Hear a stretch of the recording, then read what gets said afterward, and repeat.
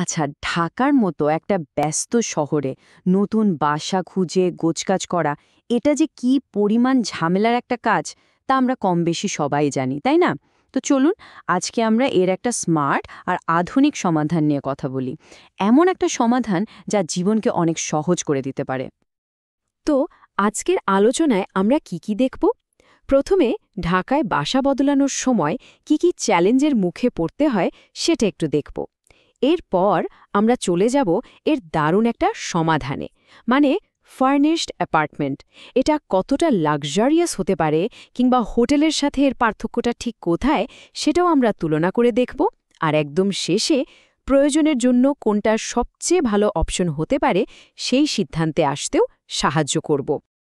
তো চলুন শুরু করা যাক আমাদের প্রথম টপিক দিয়ে। আচ্ছা, যারা ঢাকায় নতুন আসেন কিংবা এক এলাকা থেকে আরেক এলাকায় শিফট করার কথা ভাবছেন, তারা কিন্তু এই সমস্যাটার সাথে খুব ভালোভাবে পরিচিত। সত্যি করে বলুন তো, ঢাকায় একটা নতুন বাসা খুঁজে সেটাকে নিজের মতো করে গুছিয়ে তোলা কি সহজ? একদম না। এটা একদিকে যেমন অনেক সময় নিয়ে নেয়, তেমনি পকেটের উপরও কিন্তু বেশ বড় একটা চাপ ফেলে। মানে নতুন ফার্নিচার কেনা, জিনিসপত্র শিফট করা, সবকিছু সেট করা, সব মিলিয়ে বিশাল এক মানসিক চাপ। আসলে শুধু একটা খালি বাসা পেলেই তো কাজ শেষ হয়ে যায় না, তাই না? বরং আসল ঝামেলার শুরু তো হয় এর পরেই।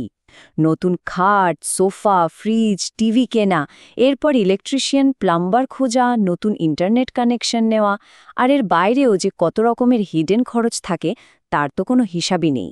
মানে সময় আর শ্রম দুটোই যায়।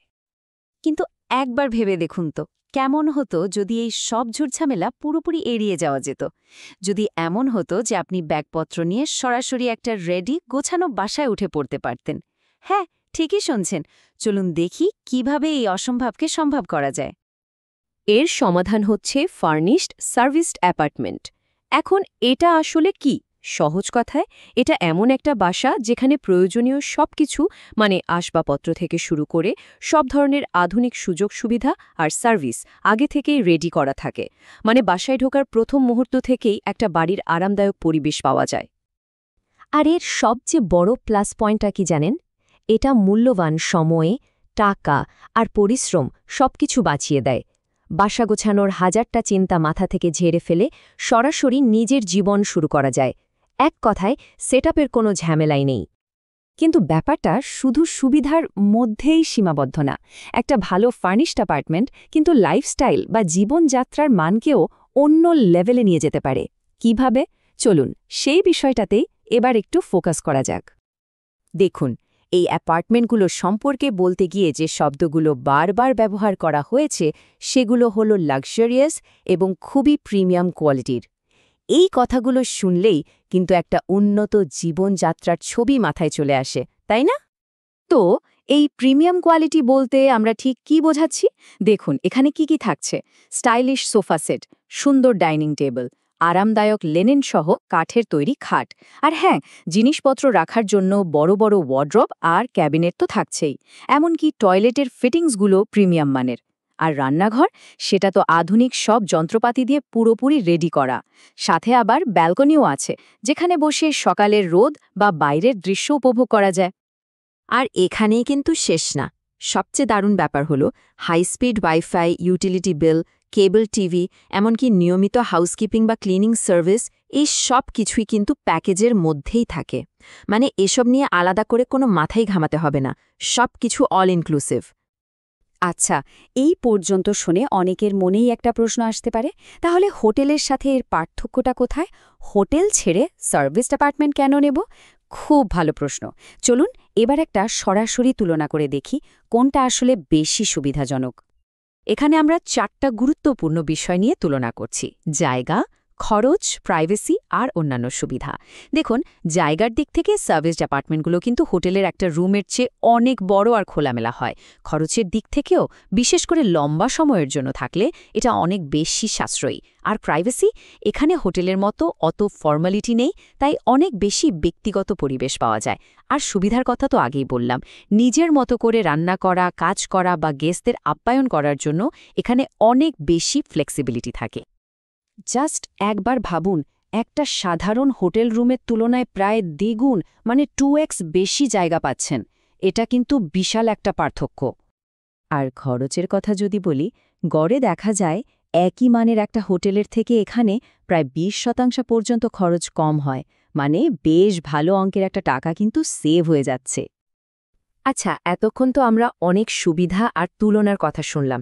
এখন সবচেয়ে জরুরি প্রশ্ন হল, নিজের প্রয়োজনের জন্য সেরা অ্যাপার্টমেন্টটা খুঁজে বের করবেন কিভাবে? চলুন এবার সেই বিষয়ে কিছু টিপস জেনে নেওয়া যাক। দেখুন, একটা অ্যাপার্টমেন্ট ফাইনাল করার আগে কয়েকটা জিনিস অবশ্যই মাথায় রাখতে হবে। যেমন, প্রথমত তারা কি সার্ভিস অফার করছে সেটা ভালো করে দেখে নিন। দ্বিতীয়ত, আপনার জন্য জরুরি এমন সব কিছু সেখানে আছে কিনা, মানে আপনার নন নেগোশিয়েবল লিস্টটা মিলিয়ে নিন। তৃতীয়ত, লিজিং বা ভাড়ার শর্তগুলো পরিষ্কারভাবে বুঝে নিন। আর সবশেষে, তাদের ম্যানেজমেন্ট কতটা প্রফেশনাল আর হেল্পফুল সেটাও কিন্তু খুব জরুরি একটা বিষয়। এখন কথা হলো, এই ধরনের অ্যাপার্টমেন্টগুলো কাদের জন্য সবচেয়ে বেশি উপযোগী? আসলে এর উত্তরটা বেশ বড়। ধরুন, কর্পোরেট ক্লায়েন্ট বা যারা বিজনেস ট্রিপে ঢাকায় আসেন তাদের জন্য এটা দারুণ। আবার যে পরিবারগুলো সাময়িকভাবে থাকার জন্য বাসা খুঁজছে বা যারা অন্য শহর থেকে ঢাকায় শিফট করছেন তাদের জন্য এটা আদর্শ। এমনকি যারা চিকিৎসার জন্য বা কোনো প্রজেক্টের কাজে আসেন তাদের জন্য এর চেয়ে ভালো অপশন আর হয় না।